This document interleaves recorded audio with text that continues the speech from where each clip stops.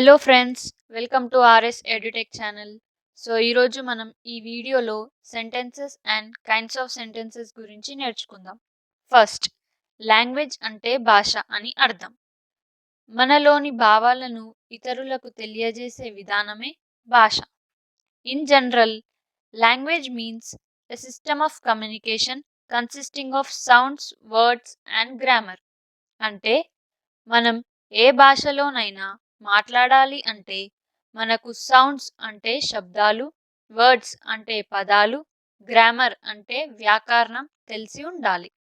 Next, it is a system of rules and regulations for speaking and writing. అంటే మనం ఒక భాష మంచిగా మాట్లాడాలి, రాయాలి అంటే మనకు వాటి నియమాలు మరియు నిబంధనలు రావాలి.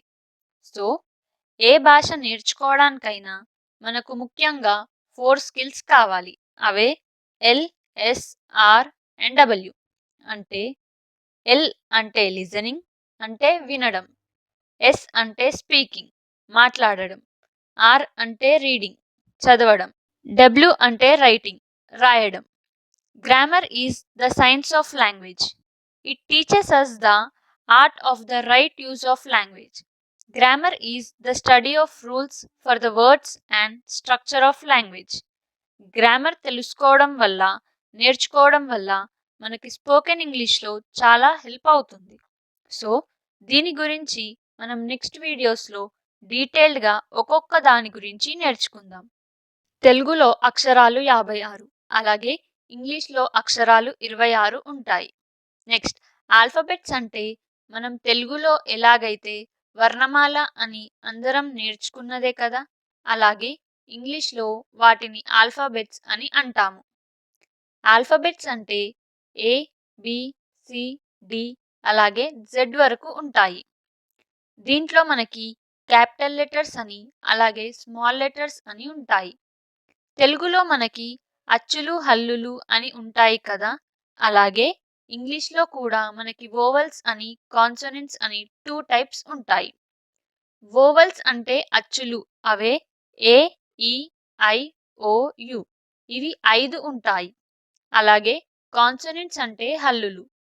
అంటే వోవెల్స్ కాకుండా మిగిలినవి అన్నిటినీ కాన్సోనెంట్స్ అనే అంటాము. ఇవి 21 ఉంటాయి. నెక్స్ట్, సౌండ్స్ అంటే శబ్దాలు, లెటర్స్ అంటే అక్షరాలు, వర్డ్స్ అంటే పదాలు, అలాగే సెంటెన్సెస్ అంటే వాక్యాలు. ఇప్పుడు మనం ఒక్కొక్క దాని గురించి నేర్చుకుందాం. సౌండ్స్ అంటే శబ్దాలు. In English language we have 44 sounds. దాంట్లో 20 వోవెల్ సౌండ్స్ అని అలాగే 24 కాన్సోనెంట్ సౌండ్స్ అని ఉంటాయి. మనం ఇందాక ఆల్ఫాబెట్స్లో వోవెల్స్ అండ్ కాన్సోనెంట్స్ అని నేర్చుకున్నాం కదా, అలాగే వాటికి సౌండ్స్ ఉంటాయి. అవే వోవెల్ సౌండ్స్ అని, కాన్సోనెంట్ సౌండ్స్ అని అంటారు. నెక్స్ట్, లెటర్స్ అంటే అక్షరాలు. వాటి గురించి నేర్చుకుందాం. A letter with which we write a word or a sentence. అంటే మనం తెలుగులో ఎలాగైతే అక్షరాలను వాడుకొని పదాలను, వాక్యాలను రాస్తామో అలాగే ఇంగ్లీష్లో కూడా లెటర్స్ని వాడుకొని వర్డ్స్ అండ్ సెంటెన్సెస్ రాసుకుంటాం.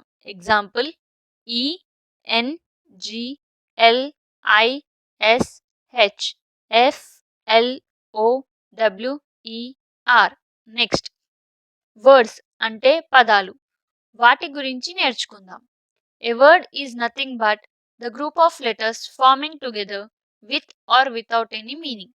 అంటే కొన్ని అక్షరాలు కలిపితే పదాలు వస్తాయి అని దీని అర్థం. Examples English flower. Next, sentences అంటే వాక్యాలు. వీటి గురించి నేర్చుకుందాం.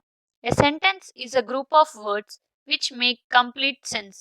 అంటే కొన్ని పదాలు కలిపి రాయగా అర్థవంతమైనదిగా ఉంటే దానిని వాక్యం అంటారు.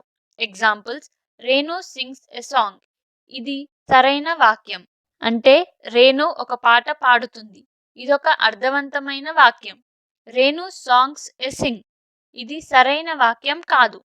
Next, Kiran teachers a lesson. ఇది సరైన వాక్యం. A Kiran teachers lesson. ఇది సరైన వాక్యం కాదు. Next, structure of sentence.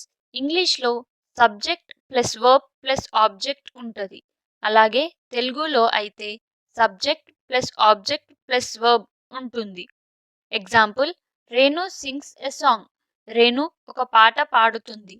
ఇక్కడ పాడుతుంది అనేది క్రియ. తెలుగులో వాక్యం చివరన యూస్ చేస్తాం.